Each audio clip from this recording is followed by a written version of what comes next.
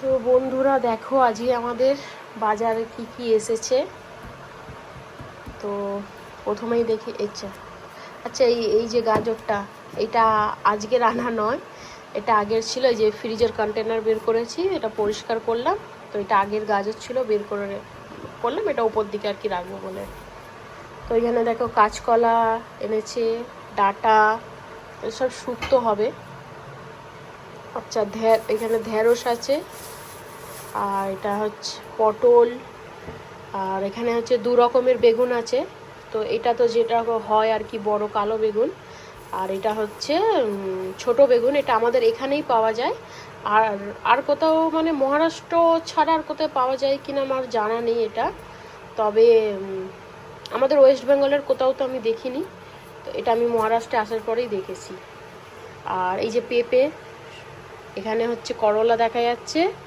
তো আরে বাবা দেখো কত করলা নিয়ে এসেছে। তোমাদের দাদা ভাইকে না বলে বলে আর পারি না, এই গরমেতে এত নিয়ে আসলে খারাপ হয়ে যাবে না, কে বোঝায় বলো তো।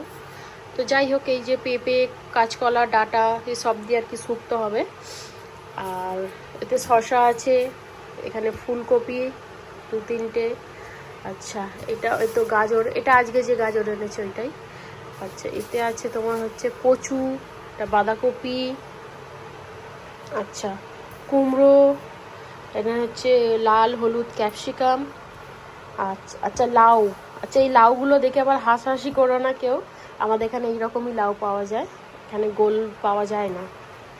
আর এই যে নিম পাতাগুলো, এগুলো মানে বাজার থেকে মানে এ থেকেই নিয়ে আসা, বাট কিনে নিয়ে আসা নয়, গাছ থেকে আর কি পেরে নিয়ে এসেছে।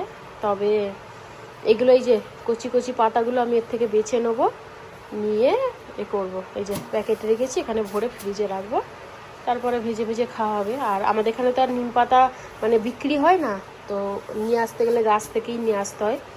তো সেই আর কি পেরে নিয়ে এসেছে ওখান থেকেই। তো এই ছিল আজকের বাজার। তো চলো বাজারগুলো ফটাফট গুছিয়ে নিয়ে এই যে কন্টেনারে নিয়ে ফ্রিজে ভরে রাখি। তো দেখা হচ্ছে অন্য কোনো ভিডিওতে। টাটা।